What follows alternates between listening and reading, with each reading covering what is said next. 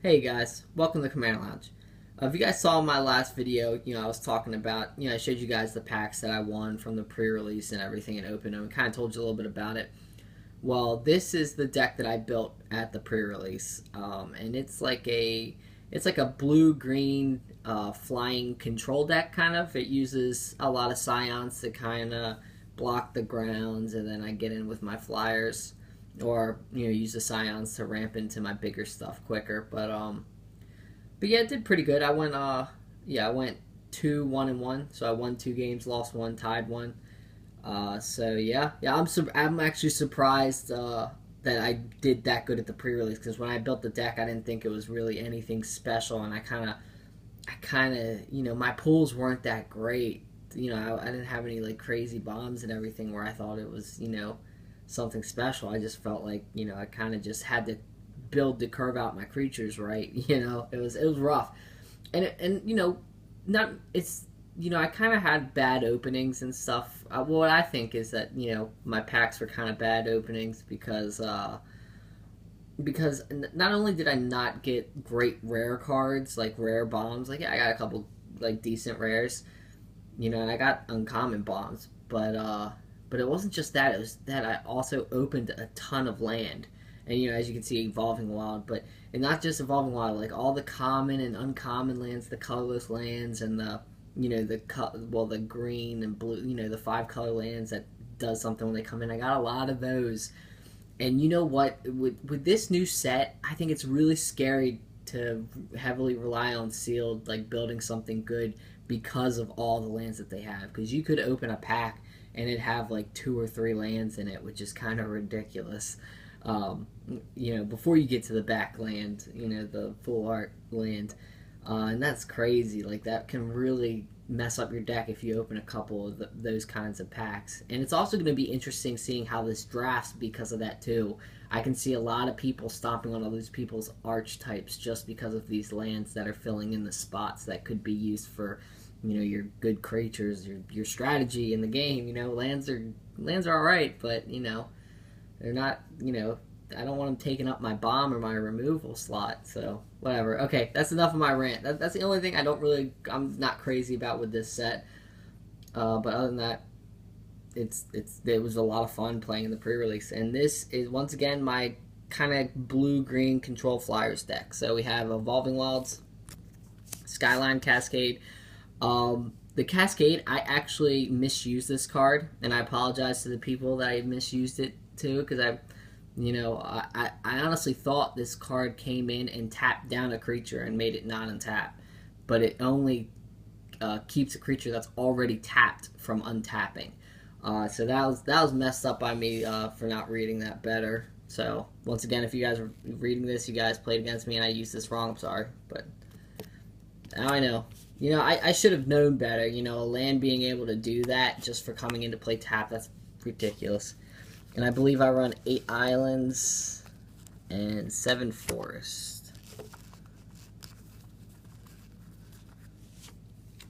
And then we have a 1-drop.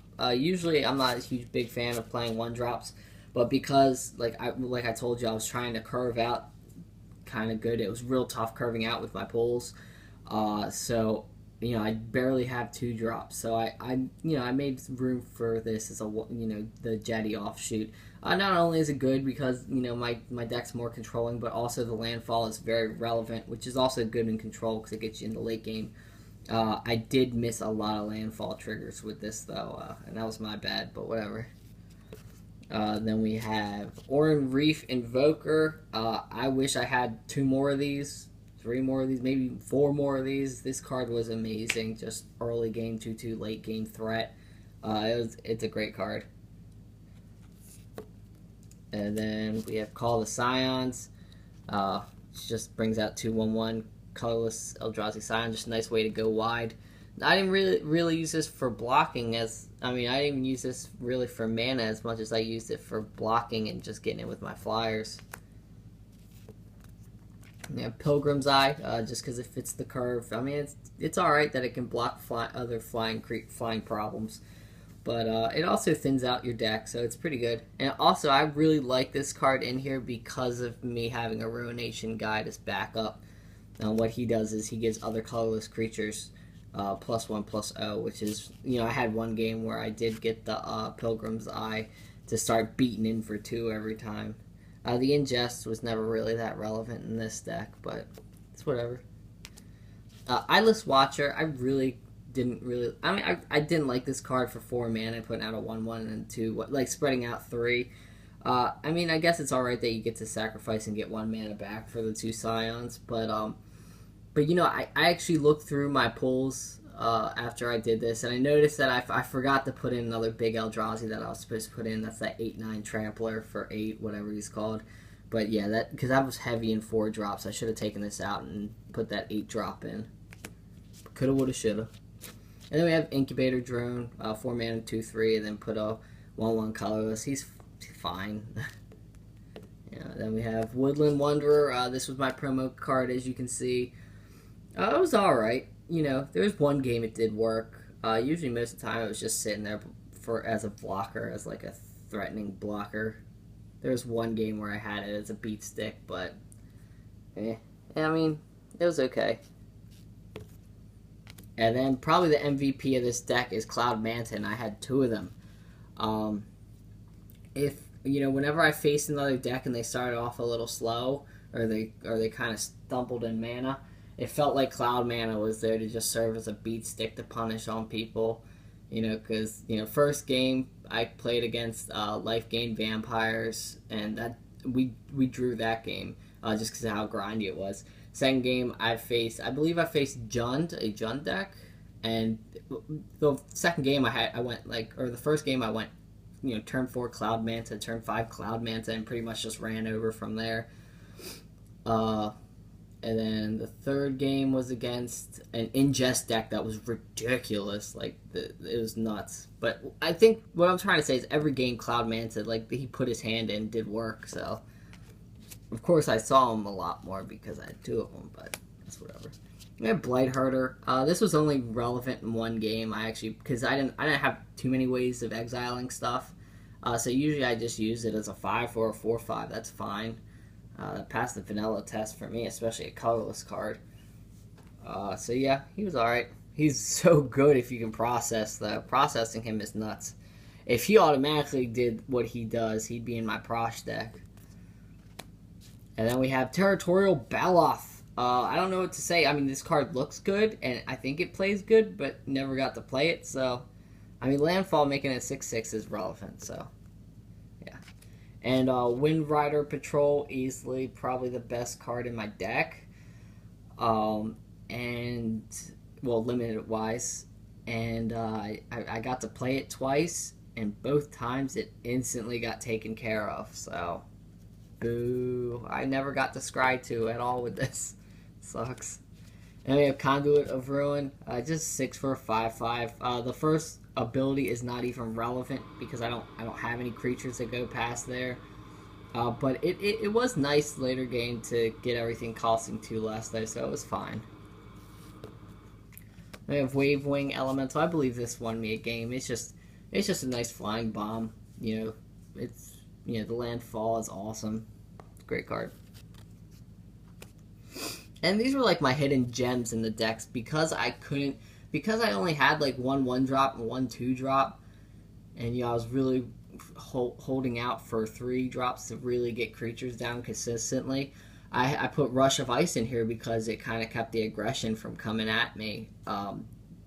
Even though it does, it's only 1 mana, sorcery, speed, tap down a target creature. At least it keeps it untapped.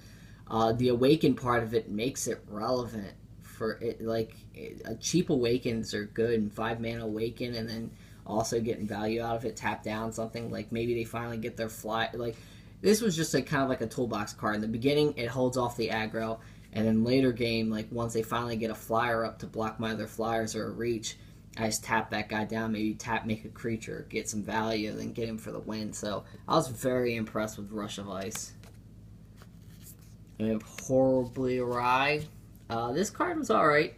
This card was pretty good most of the time, especially when somebody stumbled and then I was kind of out, being the beatdown, and then I just hold on to this. I wouldn't really go wide, you know, overextend. I just kind of wait for them to finally try to stabilize, and I counter their stuff. But I had last game I played, the very last game I played, turn 4 came around. He finally kind of came back with mana and everything. I just thought he was going to be putting in a creature to kind of come back, and he put in Gideon instead, so Hardly Ride didn't do anything there. But otherwise, it was pretty good. Tightening Coils, just a great card in blue. It's like removal. It brings flying creatures down so they can't block your flying creatures. Exactly what I wanted for this deck. Unnatural Aggression wasn't crazy impressive. Like, it did what it had to do, but, you know, for this deck, it wasn't fantastic. I don't have too many big creatures, but it was alright. Then we have Scatter to the Winds. Just good counterspell. I actually, that Ingest matchup that I played against, like, that guy's Ingest deck, blue-black and Ingest Processor deck was ridiculous. Like, he had the black creature, the black flying creature that sacrificed for drawing cards. He had this Sphinx that tapped down to keep tapped down, and he had Sire of Stagnation or something. That deck was stacked, and somehow I beat him. I think the last game he was about to slam. It was a turn 6 Sire, and I was just ready for it with a Scatter to Winds. Like, I left the mana up. I was hoping to awaken it, but I was like, yeah, I can't wait for the awaken first. You know, I'm not gonna let Sire drop because that's probably game. So that was a great moment for me in the pre-release. And then last but not least, we have Scour from Existence, because I'm going late game and I can afford this card. I mean, I think in any sealed deck, I think you could throw one of these in your decks, unless you're like crazy aggro and you're cutting a land for your crazy allies or something. But yeah, that is my pre-release deck. Let me know what you guys think of the deck. I really, you know, I felt like I didn't have much to work with because I opened up so many lands and everything. But I mean, it was a fun time. I'm very surprised I did as well as I did with this deck. I didn't think this deck was anything special, but like once again, I got lucky. You know, for the most part, I played good, missed a couple triggers, whatever. But that happens. But once again, it's just the pre-release, so yeah. So I hope you guys liked the video, like, favorite, and subscribe, and bobble bobble.